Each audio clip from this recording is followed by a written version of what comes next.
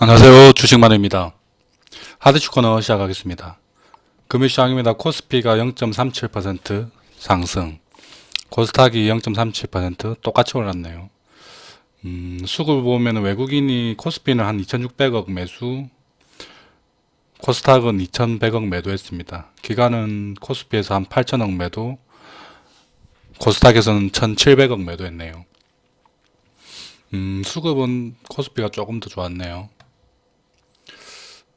오늘 가장 좀 특이사항이라고 하면은 반도체주들이 오늘 좀 괜찮았고요. 아침에 좀 악재가 좀 터져 나왔죠. 그래서 오스템 임플란트 1880억 정도 횡령 사건이 터졌습니다. 그래서 오스템 임플란트는 거래 정지됐고요.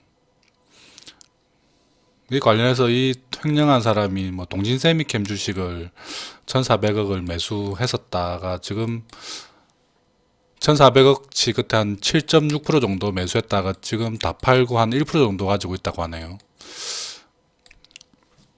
그래서 뭐 큰 물량은 아니지만 그래도 제법 많은 물량을 가지고 있다고 해서 동신세미캠도 오늘 한 8% 정도 하락했습니다.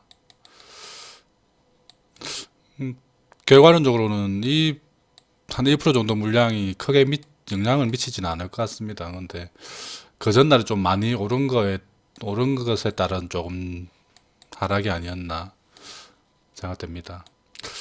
그래서 오스템 임플란트 같은 경우에는 일단 정지되어 있는데 오스템 임플란트가 포함되어 있는 ETF들이 무지하게 많이 있습니다. 그래서 그 관련된 ETF를 가지고 계신 분들은 조금 ETF라도 매도를 해야 되지 않나. 아무리 이렇게 뭐 범위를 잡고 회수를 한다고 해도 전액 회수는 불가능하죠. 이미 동진세미캠 1,400억 정도 매수해서 이미 한 100억 정도 손실이 났다고 하는데요. 그 외에도 뭐 주식 투자해서 뭐 많이 손실이 좀 났겠죠. 그런 걸 봤을 때 1,800억 정도 횡령 금액에서 한 1,500억 정도 회수가 가능하지 않을까. 그 외에 한 300억 정도 손실이면은 오스템 임플란트는 올해 손실로 잡아야겠죠. 그래서 그런 부분이 조금 큰 악재다. 그리고 2차 전지도 오늘 좀 악재가 많이 나왔습니다. 중국이 전기차 보조금을 한 30% 삭감한다고 하네요. 그러면은 거기에 따른 뭐 배터리 오늘 소재주들이 많이 급락을 했습니다.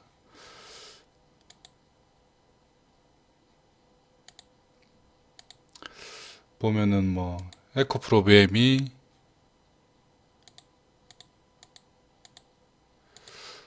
한 4% 정도 빠졌고요. LNF도 6% 빠졌고 뭐 코스모 신소재도 2.9% 하락.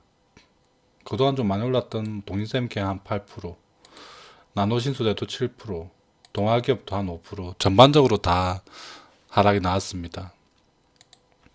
그리고 이 배터리 관련 업체들은 앞으로 또 악재가 나올 게 조금 더 있죠. 남아있죠.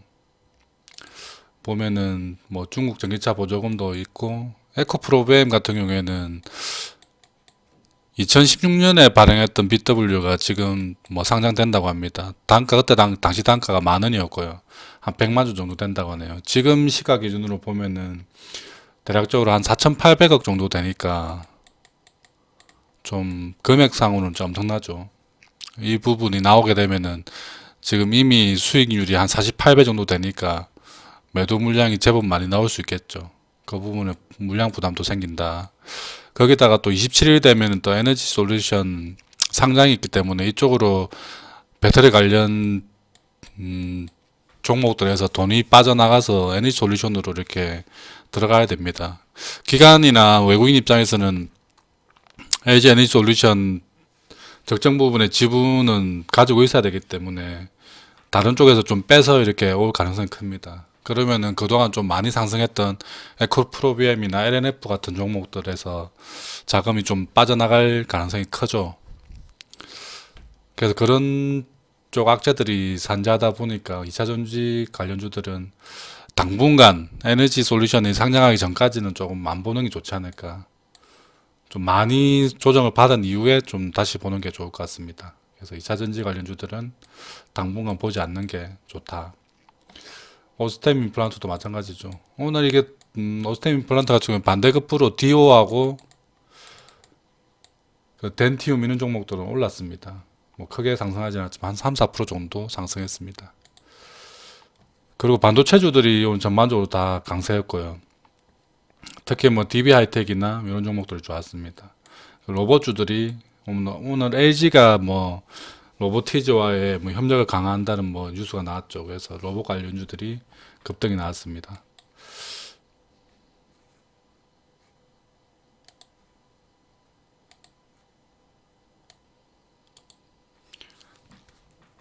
로보티즈가 상한가 나왔고요. 뭐 T로보틱스도 4%, 로보로보가 14%, 레인보우 로보틱스가 3.8%, 에브리봇도 한 10% 정도 올랐네요. 그래서 오늘 로봇주들이 대부분 다 급등이 나왔다. 내일까지 상승세를 이어갈지는 정확하게 뭐 예측이 안 됩니다. 그런데 일단 한 5일까지 CS가 열리는 한 5일까지는 강세일 것은 확실합니다. 하지만 오늘 좀 많이 급등했던 종목들은 조금 조정을 주고 이렇게 다시 올라가든지 하겠죠. 그래서 당장 이렇게 급등하게 따라 붙는 것은 조금 위험하다. 아직까지는.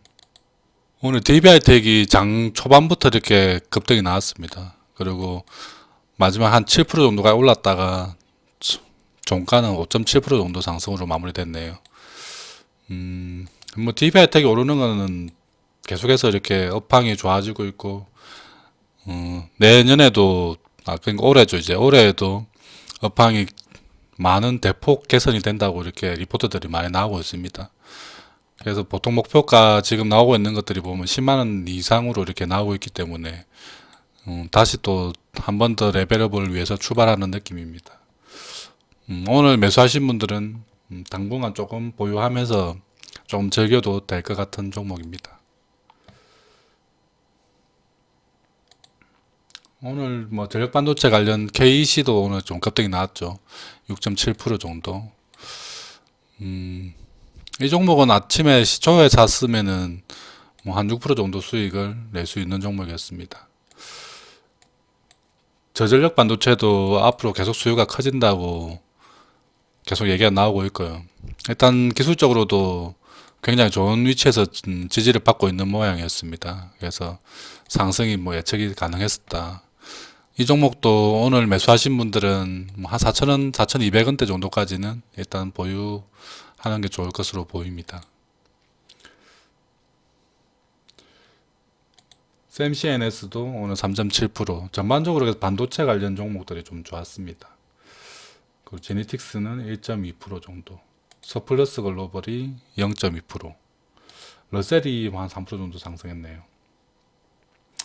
그리고 뭐 프리엠스는 한 4.8% 정도 하락했는데요. 다시 또 매수 권역으로 내려왔죠. 한 17,500원에서 18,000원 사이 정도 되면은 다시 또 매수 가능한 권역으로 내려온 겁니다. 뭐 위세 아이텍은 한 1% 정도 하락했네요. 아이원스 한 8% 정도 상승했고요. 아이원스도 다시 또 상승을 돌리는 느낌이네요.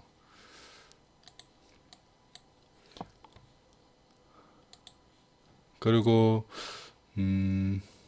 SK스퀘어도 0.1% 상승. 계속해서 이렇게 박스권 형성하고 있고 이제 한번 튀어 오르려고 계속 준비를 하고 있는 느낌입니다.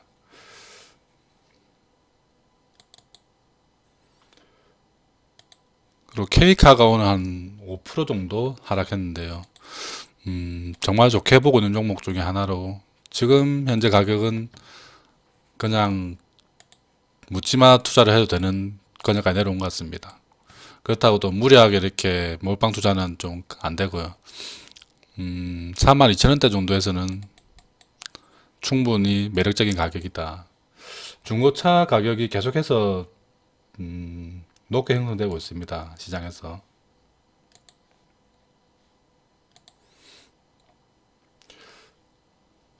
중고차 가격이 계속 급등세가 여전하고요.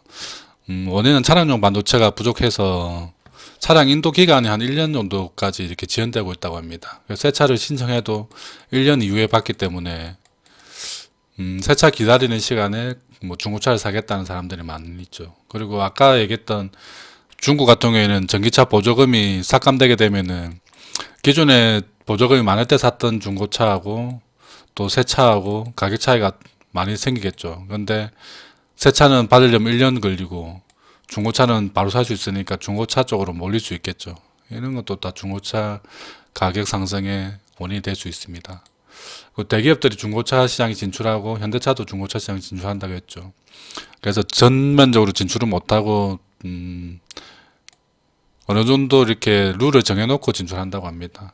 대기업이나 현대차가 뛰어든다는 것은 중고차 시장 전체 캐파가 커질 수 있는 중요한 요인으로 작용할 수 있습니다.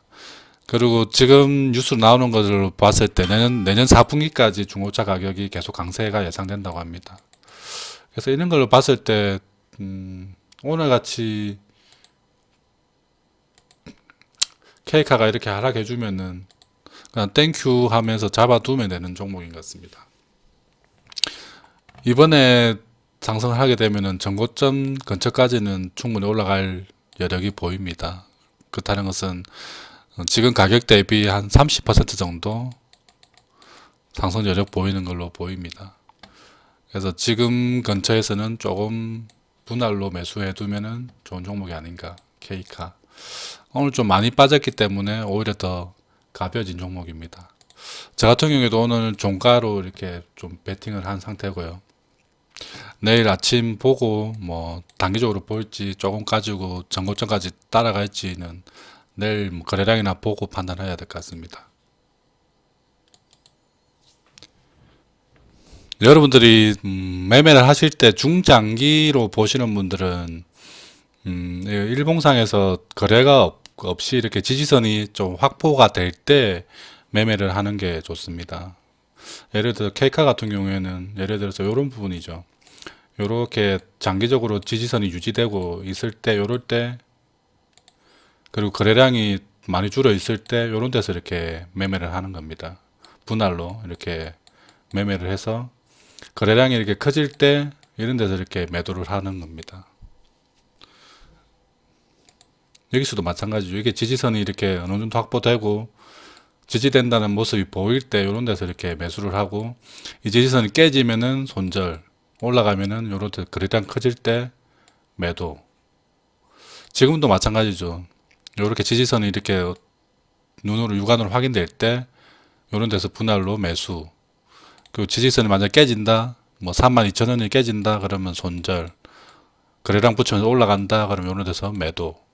이렇게 매매를 해야 되지.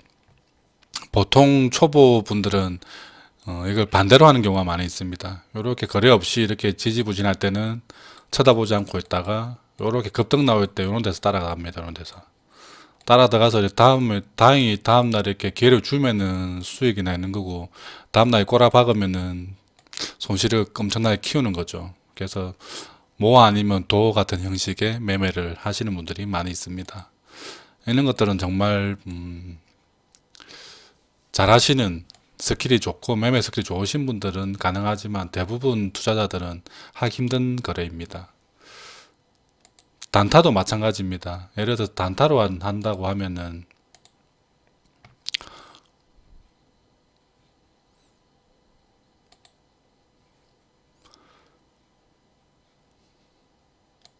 이렇게 거래가 붙으면서 이렇게 상승할 때 이런 데서 매매하는 것이 아니라 이렇게 지지선이 형성될 때, 지지선이 형성되고 거래가 이렇게 많이 줄어 있을 때 분할로 매수한 다음에 이렇게 거래량 커지면서 상승할 때 매도, 또 이렇게 지지선이 유지될 때 매수, 상승하면 매도, 그리고 쭉 내려갈 때는 이런데 지지선이 보이지 않기 때문에 매수를 하는 게 아닙니다.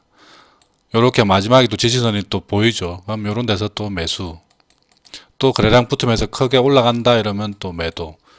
이렇게 매매를 해야 되지 거꾸로 하시는 분들이 매우 많습니다. 그런 것도 좀 주의해가면서 매매를 해야지 수익을 챙길 수 있습니다. 그래서 원리는 동일합니다. 남들이 잘 안 쳐다볼 때, 그리고 심리적으로 지지선이 유지되는 것을 확인하고 거래량 적을 때 들어가서 거래량이 커질 때, 거래량이 커진다는 것은 많은 사람들이 종목에 대해 관심을 가지고 종목을 매매를 한다는 겁니다. 그럴 때는 오히려 조금씩 분할로 매도하는 방법으로 해야지, 거꾸로 해야지 돈을 벌 수 있습니다. 남들이 하는 것처럼 똑같이 관심을 가지고 뭐 1초라도 빨리 사면 유리하겠지만 조금 늦은 상태에서 샀다고 하면은 손실을 크게 키울 수 있다. 그래서 뭐 중장기든 단기든 지지선 확보된 상태에서 거래량 적을 때 매수해서 거래량 커질 때 매도하자. 이런 같은 경우에는 조금 거래 철칙으로 잡아두시고 매매를 하시면은 성공 확률이 높아집니다. 그리고 장중 단타 하실 때도 마찬가지, 뭐 장중에 한 5% 이상 급등한 것들은 따라가지 않는다라는 철칙을 좀 잡는 게 좋고요. 뭐 따라가더라도 손절을 정확하게 칼같이 잘 잡아주면서 따라가는 것은 괜찮습니다. 손절 라인 잡지 않고 뭐 명확한 매매에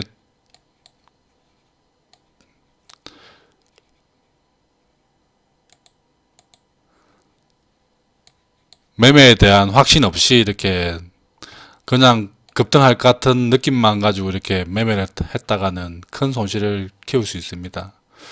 그래서 손절이 안 되시는 분들은 단타는 잘 안 하는 게 좋고요. 하더라도 손절을 좀 잘 잡아가면서 이렇게 할 수 있는 사람만 해야 됩니다. 그리고 좀 중요한 게 어떤 종목을 매수할 때는 내가 어느 정도 가격이 되면은 손절을 하겠다. 그리고 어느 정도 가격까지 목표를 두고 하겠다. 그리고 어느 정도 가격 되면은 뭐 분할로 매도하겠다는 명확한 기준을 잡아놓고 매매를 해야 됩니다. 그냥 사놓고 고민하는 게 아니라 사기 전에 이미 고민 다 해놓고 매매를 해야지 조금 더 안정적으로 이렇게 주도할 수 있습니다. 본인이 주도를 해야지 매매가 쉬워지고 매매가 명확해집니다. 그런 것들 조금 염두에 두시고 해야 됩니다. 주식시장은 정말 위험합니다. 그리고 뭐 단기간에 큰 돈을 벌 수 있는 시장도 아닙니다. 반대로 모든 사람들이 큰 돈을 벌 수 있다면 주식시장은 존재하지 못하겠죠. 대부분의 사람들이 큰 손실을 보고 소수의 사람들이 큰 수익을 내는 게 주식시장입니다. 다 이렇게 소수의 사람 쪽으로 갈 수 있도록 노력을 해야 됩니다. 공부하지 않고 노력 없이 이룰 수 있는 것은 아무것도 없습니다. 모두 공부 열심히 하시고 천천히 조급한 마음 가지지 말고 천천히 하시다 보면은 누구나 다 뭐 수익을 낼 수 있는 시장이 올 겁니다. 내일도 모두 성공 투자 기원하겠습니다. 지금까지 주식만이었습니다.